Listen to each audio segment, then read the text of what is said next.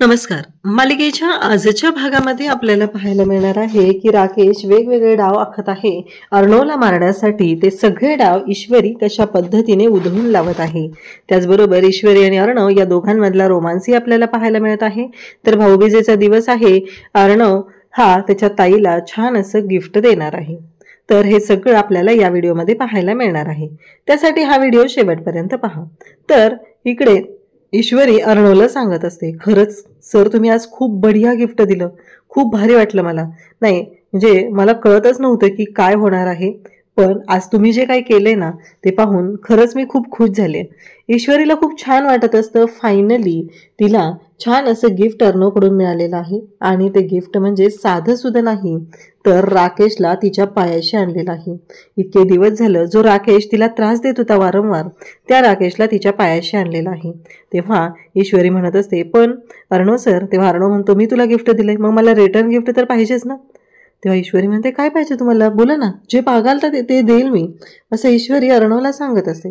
तेव्हा ईश्वरीला अर्णव म्हणतो की नक्की. तेव्हा अर्णव म्हणतो की ईश्वरी म्हणते की हो. मग अर्णव म्हणतो की सांगू. तेव्हा ईश्वरी म्हणते, सांगा ना काय पाहिजे तुम्हाला रिटर्न गिफ्ट म्हणून. अर्णव म्हणतो की आज रात्री, असं बोलायला सुरुवात करतो. ईश्वरी हादरलेली असते. आज रात्री झोपताना. आणि ईश्वरी अर्णवकडे पाहते. ईश्वरीला कळत नाहीये की अर्णव मला काय मागणार आहे नक्की. असं असं कोणतं गिफ्ट आहे जे अर्णव सर मला मागणार आहेत, हा विचार ईश्वरी करत असते. आणि त्याच वेळी अर्णव रात्र तिला सांगत असतो की आज रात्री झोपताना जो पडदा आहे ना मधला, तो व्यवस्थित लाव आणि नीट झोपून जा, तुझ्या ओढण्यांचा पडदा. आणि ईश्वरी हसायला सुरुवात करते. खरं तर ईश्वरीला वेगळंच काहीतरी वाटलं होतं आणि अर्णवने मात्र तिची मस्करी केलेली असते. ईश्वरी गिफ्ट द्यायला तयार होती, कारण आज तिला अर्णवने जे गिफ्ट दिलेलं होतं ते खूप छान होतं.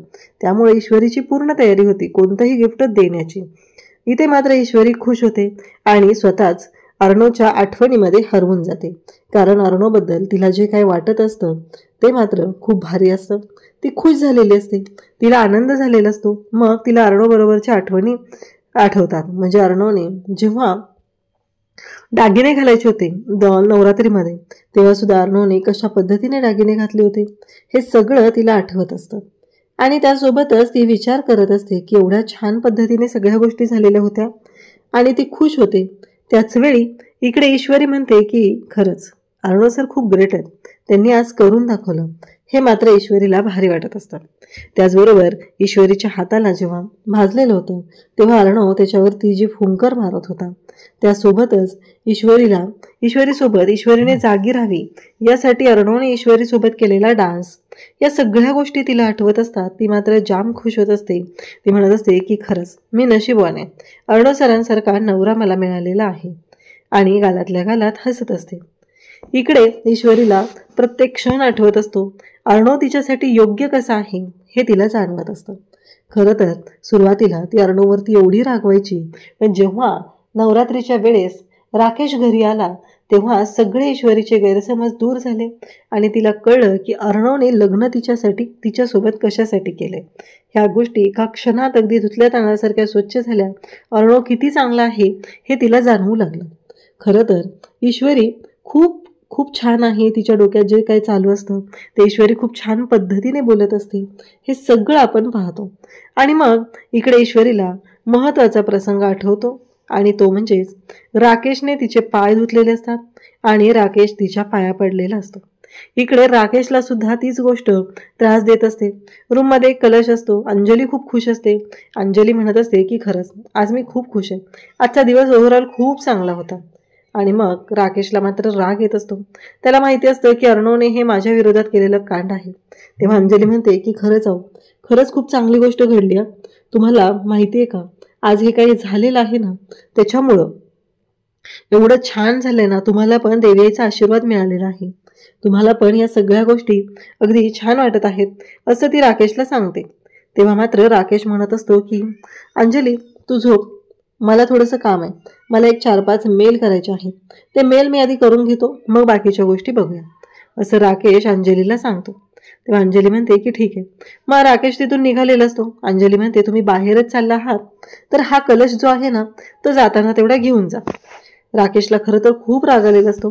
तो कलश तो हातात घेतो आणि त्याला आठवतं त्याने ईश्वरीचे पाय धुतलेले. त्या कलशावरती कुंकवाचे नाम असतात, ते सगळे हाताने ते कुंकू पुसायला सुरुवात करतो.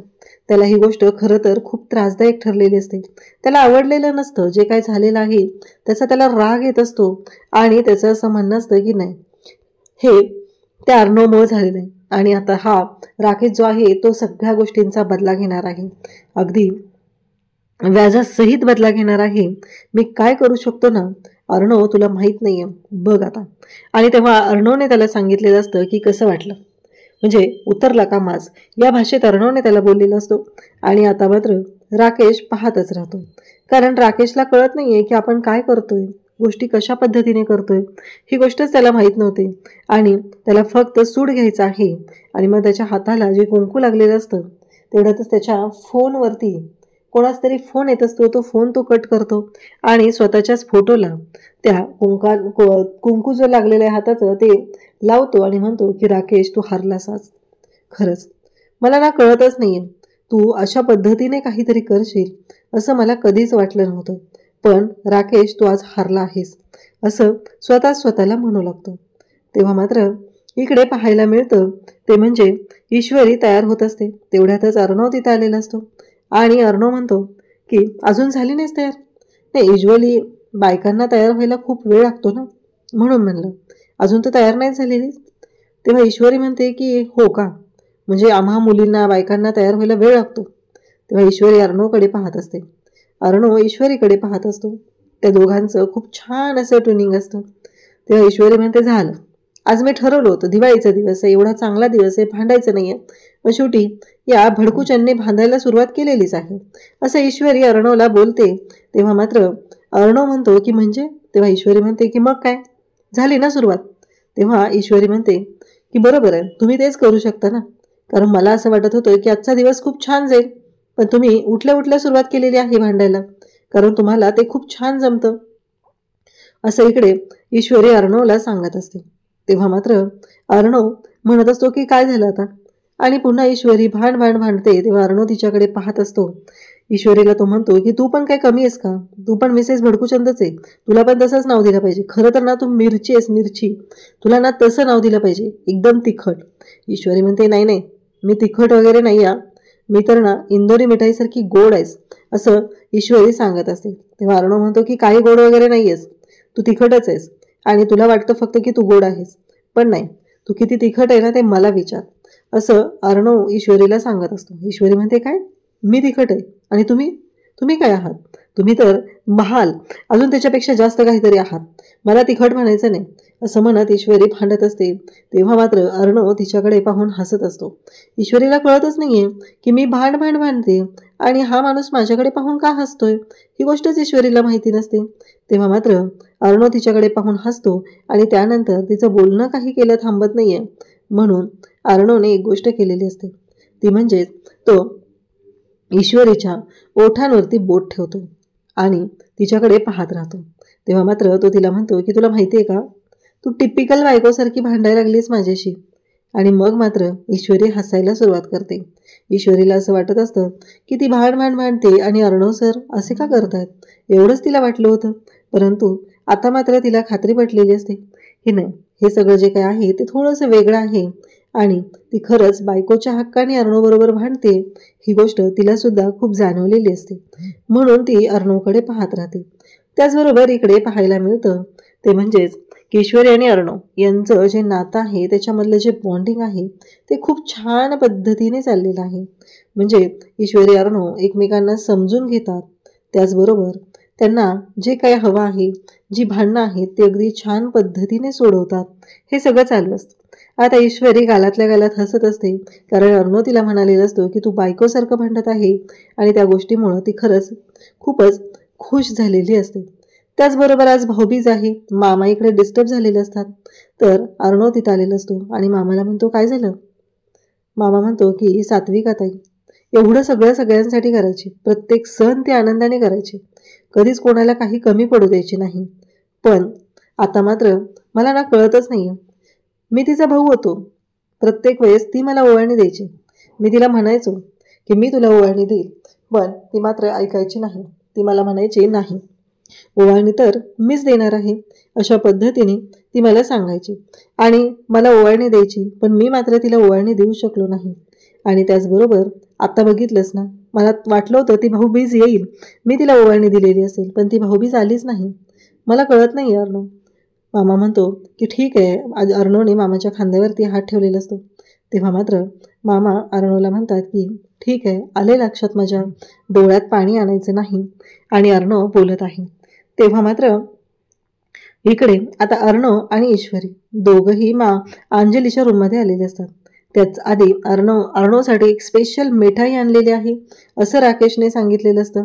आणि सांगितलेलं असतं की अर्णव आला की त्याला ही मिठाई भरू. तेच आणायला मी गेलेलो होतो. इकडे अर्णवला सुद्धा तोच प्रश्न पडलेला असतो की हा राकेश कुठे गेलेला होता. पण राकेश तर आलेला आहे, पण राकेश एक महत्त्वाचं काम करायला गेलेला होता. तो म्हणजे त्याने अर्णवला संपवण्याचं ठरवलेलं असतं आणि त्यासाठी तो गेलेला होता. आता अर्णवला आल्यावर ही स्पेशल मिठाई तू खाऊ घाल असं अर्णवच्या बाबतीत राकेशने आवर्जून सांगितलेलं असतं. बिचाऱ्या अंजलीला काहीच माहीत नसतं. आता अंजली अर्णवला ओवाळत असते तेव्हा राकेश मात्र मोबाईल काढून त्याच्यामध्ये फोटो कॅप्चर करत असतो. आणि त्याचवेळी इकडे अंजली मात्र राकेशकडे पाहते आणि तिला वाटत असते की खरंच काढताय ना फोटो, काढा. आणि ईश्वरीचं लक्ष जातं, कारण हा राकेश जो आहे तो म्हणतो की कसं आहे, काही आठवणी असल्या पाहिजेत ना. काय माहिती आजचा दिवस परत येईल न येईल, हा पुन्हा येईल न येईल असं म्हणत राकेश स्वतःच काहीतरी बोलतोय. ही गोष्ट मात्र लक्षात आलेली असते. आणि आता मात्र ईश्वरीच्या चांगलंच लक्षात आलेलं असतं. ईश्वरीला कळलेलं असतं की काहीतरी गोंधळ आहे, म्हणून तर हा राकेश अशा पद्धतीने बोलत आहे. तेव्हा मात्र ईश्वरी राकेशकडे पाहते. तेव्हा अंजली सुद्धा म्हणते की हो, हे काय बोलताय तुम्ही, तुम्हाला कळतंय का, असं का बोलताय तुम्ही. तेव्हा राकेश म्हणतो तसं नाही गं, म्हणजे मला सांग ना, एकदा चिंटू गेला की परत येतो का तो, म्हणून म्हणतोय. ईश्वरी आणि अर्णव दोघांनाही कळलेलं असतं की हा राकेशचा बोलण्याचा उद्देश काय आहे, तो कशामुळे असा बोलत आहे, हे सगळं त्यांच्या लक्षात आलेलं असतं. त्यासोबतच इकडे अर्णव हा पाहत असतो. राकेश म्हणत असतो की खरंच मी जे सांगतोय ना ते अगदी बरोबर आहे, कारण काही सांगू शकत नाहीये की काय होणार आहे. त्याचबरोबर अर्णव आणि ईश्वरी दोघंही आता तिथे आहेत. आणि अर्णवला तो सांगतो की ही स्पेशल मिठाई आहे, खास तुझ्यासाठी आणलेली आहे. त्याचवेळी ईश्वरीने अंजलीने तो मिठाईचा बॉक्स खोललेला असतो. त्यातली मिठाई अर्णवला भरवत असते. अर्णवचं औक्षण झालेलं असतं आणि त्याला ती मिठाई भरवत असते. आणि जेव्हा ती अर्णवला मिठाई भरवते तेव्हा मात्र राकेश पाहतच राहतो, कारण राकेशला माहिती असतं की त्या मिठाईमध्ये काय आहे, ते मिठाई भरवल्यानंतर काय होणार आहे या गोष्टीची जाणीव राकेशला असते. आणि अंजलीने ती मिठाई अर्णवला भरवलेली आहे. आणि त्याच वेळी इकडे अर्णव मात्र तो जो लाडू असतो तो अंजलीने अर्धा भरवलेला असतो, त्यानंतर राहिलेला लाडू तो हातात घेऊन खातो. आणि तेव्हा त्याला त्रास व्हायला लागतो. तो म्हणत असतो ताही मला कसतरी होतंय, माझ्या घशात कसतरी होतंय, असं तो सांगत आहे. आणि त्याच वेळी ईश्वरी म्हणते अर्णव सर काय होतंय तुम्हाला, अर्णव सर काय होतंय. अर्णवचा आवाज बंद झालेला असतो आणि ईश्वरी आणि अंजली दोघीही अर्णवला तिथे उठवत असतात, त्याला काय होते ते पाहत असतात. परंतु इकडे अर्णव मात्र खाली पडतो.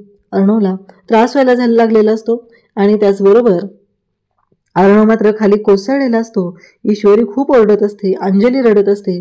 आणि ईश्वरी राकेशकडे पाहते तेव्हा तिच्या लक्षात येतं अर्णव सुद्धा राकेशकडे पाहत असतो. म्हणजे एवढा सगळा घाणेरडा डाव ह्या राकेशने आखलेला असतो. दोघी अर्णवकडे पाहतात. अर्णव खाली कोसळलेला असतो. अर्णवला कळत नाहीये की त्याला काय होतंय, पण त्याच्या हे मात्र लक्षात आलेलं असतं की त्या मिठाईमध्ये काहीतरी मिक्स केलेलं होतं.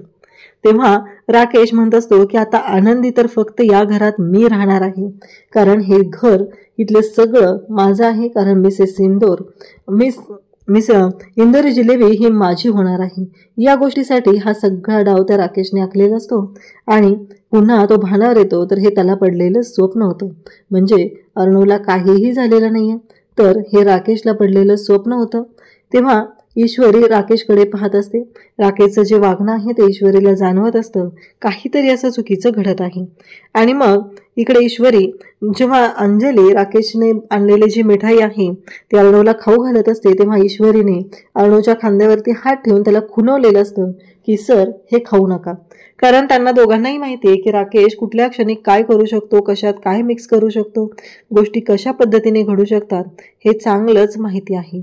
आणि तेव्हा मात्र अंजली ही राकेश अर्णवला म्हणते की काय रे चिंटू. तेव्हा अर्णव म्हणतो अगं तुला माहिती आहे ना माझ्या बायकोने किती छान लाडू बनवलेले होते आणि ते मी खाल्लेले आहेत ना, त्याच्यामुळे आता 2 दिवसात खूप गोड खाऊन झालंय, मी नंतर खातो असं म्हणत अर्णवने तो लाडू हातात घेतलेला असतो. आणि आकाश का आलेला नाहीये असं त्यांचं बोलणं चालू असतं. अंजली म्हणते की थांब मी बोलवून आणते आकाशला असं म्हणत ती आकाशला बोलवायला जाते. त्या स्टूलावरती येऊन राकेश बसतो आणि तो लाडू अर्णवच्या हातातून घेतो आणि अर्णवला म्हणत असतो की काय झालं, घाबरलास ना चिंटुकल्या. तुला माहितीये का या मिठाईमध्ये ना थोडीशी भीती पॅक करून आणली होती, बाकी काही नाहीये रे, थोडीशी भीती पॅक करून आणली होती. आणि ज्यामुळं हे सगळं जेव्हा घडतंय तेव्हा मात्र मला मजा येते. तुला काय वाटलं तुला जमणार आहे का. आणि मग तो लाडूचा घास खातो आणि तिथे आपला आवाज बंद झाल्याने आपण मरायला लागलो अशी ऍक्टिंग करतो. तेव्हा अर्णवला म्हणतो की बघ आता कसं वाटलं, कारण हे सगळं मी केलेलं आहे तरीही तू काहीच करू शकला नाही. तुला काय वाटलं असले छोटे छोटे डाव मलाही करता येतात, पण त्याहीपेक्षा मोठा डाव मी नंतर आखणार आहे, तुला कळणारही नाही. आणि त्याचबरोबर हे सगळं जेव्हा चालू आहे त्याच वेळी आपल्याला पाहायला मिळतं की अर्णव आणि ईश्वरी एकमेकांकडे पाहतात. राकेश मात्र तो लाडू खात तिथून निघून जातो. इकडे आता अर्णव आलेला असतो आणि त्याचबरोबर इकडे अर्णव आणि ईश्वरी. अर्णव मामाला म्हणतो की झाली ना सगळी तयारी, काय काय ठरलंय ते माहिती आहे ना. तेव्हा अर्णव म्हणतो की हो, आणि या बायका ज्या असतात ना कॅटरिंगवाल्या त्या अजून आलेल्या नाहीत म्हणून मामा टेन्शनमध्ये असतो. आणि त्याच वेळी इकडे मामा फोन लावत असतो पण त्या बायकांचा टेम्पो काही अजून आलेला नाहीये, नक्की काय झालेला आहे हा विचार करत असतात. त्याचबरोबर इकडे आता ज्या कॅटरिंगच्या बायका येणार असतात त्यांना राकेशने जी पाठवलेली बाई आहे त्या बायकांनी पैसे दिलेले असतात आणि सांगितलेलं असतं की निघायचं इथून, लवकरात लवकर निघायचं आहे असं सांगितलेलं असतं. आणि त्याचवेळी राकेशला फोन करून ती सांगते की आमचं काम झालेलं आहे, आम्ही ठरवलेलं होतं त्या पद्धतीने सगळं काम झालेलं आहे, आता आम्ही लवकरच पोहोचत आहे हे सांगितलेलं असतं. आणि मग तेवढ्यातच तो टेम्पो तिथं पोहोचतो. मामा म्हणतो ते बघ आला. खरं तर अर्णव आणि ईश्वरीमध्ये वाद झालेले असतात. दिवाळी पार्टीसाठी इंदोरी मेनू डिसाईड केलेला असतो आणि ईश्वरी म्हणत असते की मला का बोलवलं नाहीये तुम्ही, मला का सांगितलेलं नाहीये, मीही मदत करायला आले असते ना, मीही केलं असतं असं म्हणत ती भांडत असते. अर्णवला विचारत असते की तुम्ही मला का इन्व्हॉल्व करून घेतलेलं नाही. आता इकडे जेव्हा या सगळ्या गोष्टी घडत असतात तेव्हा मात्र या बायकांनी जे ठरलेला प्लॅन आहे तो केलेला असतो, काय करायचं आहे, कशा पद्धतीने गोष्टी करायच्या आहेत हे ठरलेलं असतं. ती बाई त्यांची जी मेन असते ती येऊन राकेशला भेटते आणि राकेशला म्हणते की झाले सगळं काम ठरल्याप्रमाणे होणार आहे, अजिबात काळजी करायची गरज नाही, सगळ्या गोष्टी अगदी आपण ठरवलेल्या आहेत त्याच पद्धतीने होणार आहेत. खरं तर ईश्वरीला इकडे राग आलेला असतो. अर्णवने तिला काय विचारलेलं नाहीये, इंदोरी मेनू ठरवलाय, एवढं सगळं केलंय आणि मग का नाही विचारलं असं तिला वाटत असतं, म्हणून ती भांडलेली असते. तर उद्याच्या भागात आपल्याला पाहायला मिळतं की पार्टीसाठी काय नेसायचंय याची तयारी ईश्वरी करत असते, परंतु तिला कळतच नसतं की काय करू नक्की. म्हणून ईश्वरी विचार करते तेव्हा अर्णव म्हणतो की मी सांगतो तुला काय करायचं आहे. तर इकडे वल्लरी आणि लावण्या या दोघींचा वेगळाच प्लॅन सुरू झालेला असतो. वल्लरी आणि लावण्या दोघी म्हणत असतात की कसं आहे पार्टी आपण एन्जॉय करायची, तिला मिरवायचं आहे ना, तिची वाट आपण लावायची, आपण ठरवायचं की काय करायचं आहे ते. काहीही झालं तरीही त्या ईश्वरीला आपण जिंकू द्यायचं नाही, तिला या पार्टीच्या वेळेस राडा करायचा, कारण हा सगळा जो मेनू ठरवलेला आहे हे जे बनवलेले पदार्थ आहेत ते कसे उद्ध्वस्त करायचे ते आपण बघूया असं त्या दोघींचंही ठरलेलं असतं. आणि त्याचबरोबर इकडे आता पार्टीतले जे पदार्थ आहेत ते खराब करण्यासाठी त्यांनी प्लॅन आखलेला असतो.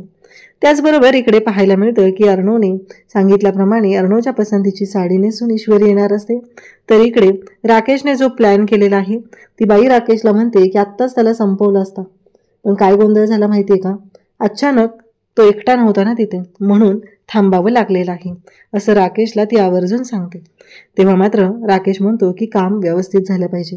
तेव्हा ती बाई म्हणते काळजी करायची काहीच गरज नाही, काम अगदी व्यवस्थितच होणार आहे, अजिबात काळजी करायची गरज नाही अशा पद्धतीने सांगितलेलं आहे.